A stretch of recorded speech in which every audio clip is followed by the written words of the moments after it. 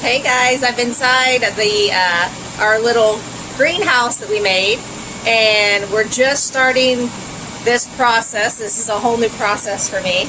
So I guess you would describe the aeroponic towers, and here they are behind me. We just finished building them this past weekend. So basically the aeroponics is kind of like a specialized version of the hydroponics, where the roots of the plant hang in the air inside these pipe systems, and then they're sprayed with a nutrient water mix that comes, you can see up here at the top, the little shower head, so it'll drain down here, and all the little plants will be, the little pods will be in here with the plants, and the root system will be down inside getting the nutrient rich water mix. So here's the towers, and I didn't realize that, because I'm new to this, that a lot of the root vegetables you really can't grow in there. So here's our raised bed. So we just got them started. We're still doing construction in here. So let's go in the house and I'll show you how I'm going to germinate my seeds.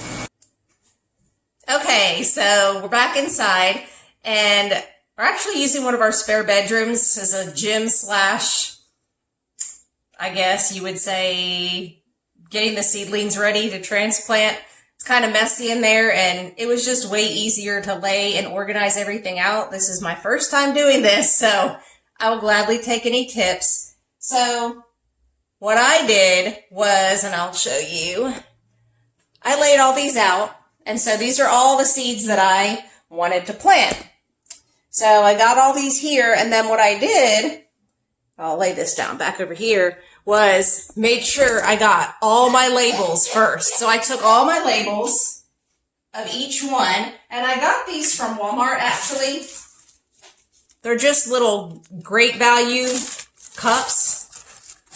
So the little to-go cups, and then it has the little tops.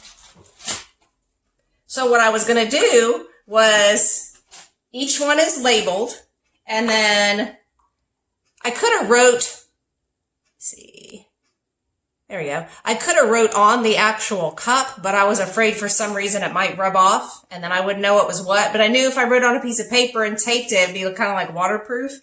So what I did was laid out all the seeds. I wrote according to the package that was laid out, the spinach, and then I have the spinach next to it, a little piece of paper towel under that, under each one. And then I will spray each one at a time. Like one, I don't want to get any of it mixed up.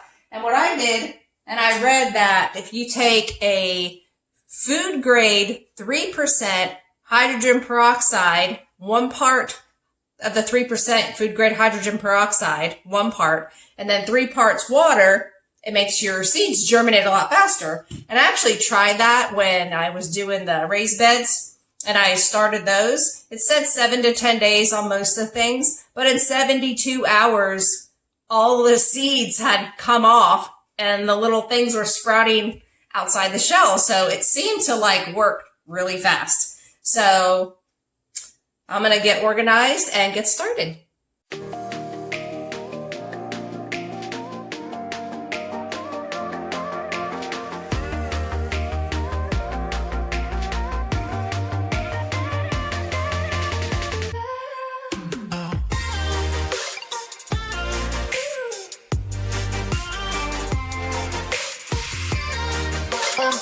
I'm going to cover all these up, and I bought, I'll go get it. Hold on.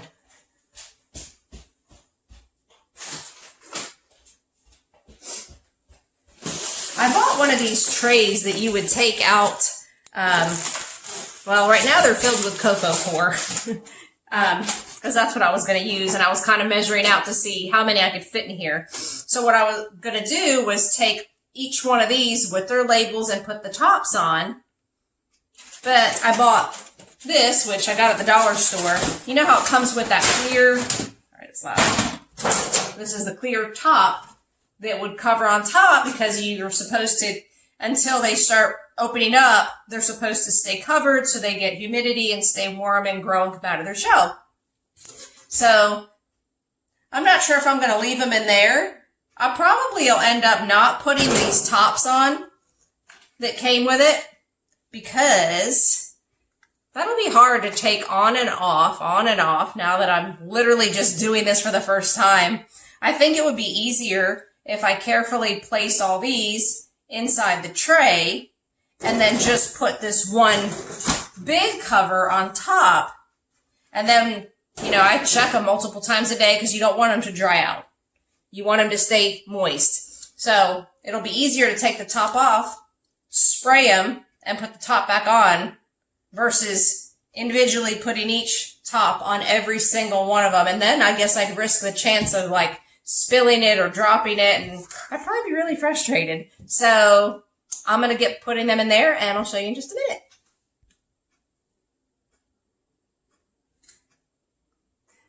All right, so I got them all in the tray, and I'm going to take them in our, I got to think of a name for it, spare bedroom / garden room. So we'll go in there and I'll show you what it looks like. Here we go, and yes, okay. So this is just what I did, and trial and error. Like I said, there's my husband's gym stuff. So anyway, this is the rack that we bought. I think we got it off of Amazon. And so I'm learning. I do have some stubborn sweet potatoes that said they were organic at the store, and you put them halfway in dirt, and it's been about a month, and I've had them heated and warmed, and nothing's happened. So I'm going to go to a local farmer's market, I think Wednesday, today's Monday, and see if I can start over. But the sweet potatoes are the most stubborn things that I've started growing so far. And so I also planted romaine lettuce. You can't really see me. So the romaine lettuce says if you plant him in water, look how he's growing. You see where I cut it off? And that's how much has grown. So I'm still learning. So we'll see how this goes. So here on this top rack, actually, I know you're supposed to have like a heat mat, and my husband didn't want to buy one yet. So we have like a little space heater. See, the space heater's been blowing on the sweet potatoes to keep them warm. Hasn't done much, but, so it'll also keep the seedlings that we just did. They're in there. I covered them up. So that will, maybe the heat will rise and, warm them up. So I'm going to keep them moist and sprayed, and stay tuned. Thanks for joining me on this journey.